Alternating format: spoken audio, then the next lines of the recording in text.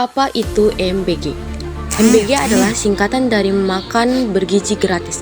Program Makan Bergizi Gratis atau MBG merupakan program pemerintah Indonesia yang bertujuan untuk memberikan asupan gizi seimbang bagi siswa sekolah, terutama di jenjang dasar dan menengah, meningkatkan konsentrasi belajar siswa, mengurangi angka stunting dan kekurangan gizi pada anak-anak usia sekolah. Program ini dimulai diimplementasikan secara bertahap di berbagai daerah. Di sini kita akan membahas mengapa MBG bisa beracun dan membuat para siswa keracunan. Contoh pada video di atas ini, korban keracunan MBG di Timur Tengah Selatan mencapai 331 orang. 4 posko di Kota Soe dan lain sebagainya dipenuhi ratusan pasien. Sebagian terpaksa dirawat di luar ruangan. Para korban adalah penerima MBG dari 12 lokasi Kota Soe yang terdiri dari Posyandu, PAUD, TK, SD, dan SMA.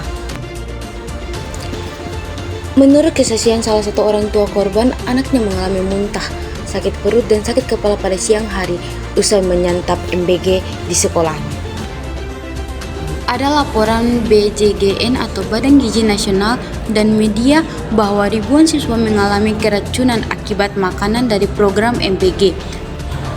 Menurut pakar gizi dari Universitas Diponegoro, 3 faktor krusial penyebab keracunan di MBG adalah spesifikasi bahan, penanganan dan penyimpanan, higienitas personal, dan sanitasi lingkungan. Di sini terlihat jelas betapa banyaknya korban keracunan dari MBG dan para warga yang bingung akibat kenapa MBG ini beracun. Kasus MBG beracun ini sudah berada di berbagai banyak daerah.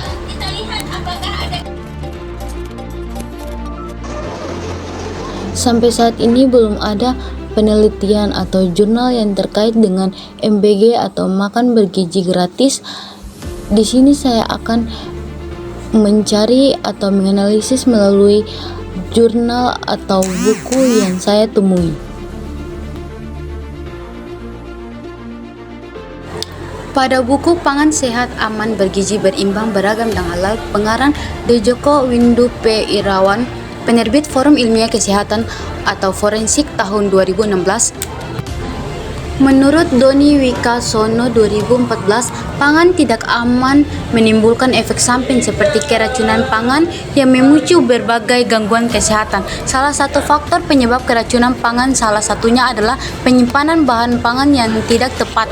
Menurut Psikologi Mania.com 2012, pengertian keamanan pangan adalah segala upaya yang dapat ditempuh untuk mencegah adanya indikasi yang membahayakan pada bahan pangan untuk memenuhi kebutuhan akan keadaan bebas dari risiko kesehatan yang disebabkan oleh kerusakan, pemalsuan, dan kontaminasi baik oleh mikroba atau senyawa kimia.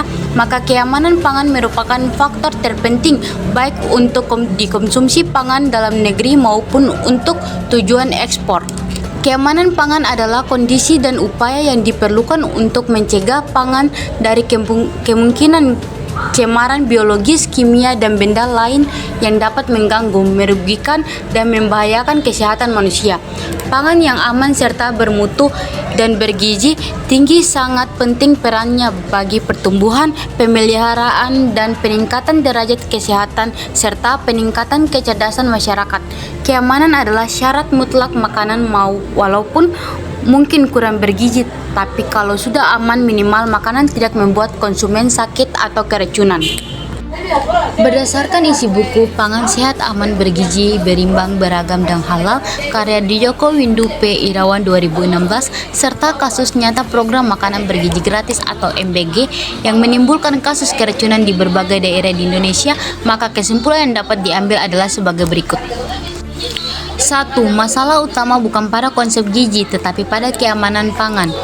Dari sisi pelaksanaan, lemahnya pengawasan terhadap keamanan pangan atau food safety seperti penyimpanan bahan makanan, proses pengolahan, dan distribusi menjadi penyebab utama terjadi keracunan massal. Yang kedua, aspek higiene dan sanitasi belum diterapkan dengan baik. Dalam kasus MBG, kegagalan penerapan prinsip ini menyebabkan makanan tidak aman dikonsumsi. Ketiga, kurangnya pelatihan dan pengawasan terhadap penjamah makanan. Banyak petugas penyediaan makanan tidak memiliki latar belakang sanitasi pangan atau sertifikat keamanan makanan. Akibatnya, proses penyimpanan di suhu yang salah, penggunaan bahan kadaluarsa atau peralatan yang tidak higienis menjadi sumber utama keracunan. Yang keempat, koordinasi lintas sektor yang lemah.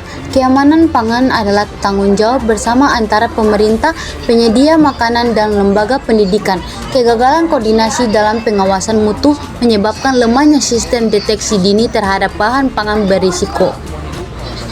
Yang kelima, perlu revisi dan pengetatan kebijakan. Pemerintah perlu memperkuat regulasi teknisi MBG termasuk kewajiban sertifikasi keamanan pangan bagi penyedia, pemeriksa laboratorium rutin terhadap bahan baku, penerapan standar suhu dan waktu distribusi, dan serta sistem tanggung darurat KLB atau kejadian luar biasa keracunan.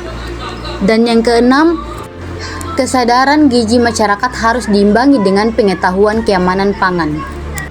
Seperti dijelaskan dalam buku, makanan bergizi tidak akan memberi manfaat bila tidak aman dikonsumsi. Oleh karena itu, edukasi tentang gizi harus disertai edukasi tentang penyimpanan, kebersihan, dan keamanan bahan pangan. Sekian penjelasan dari saya, kurang dan lebihnya saya mohon maaf.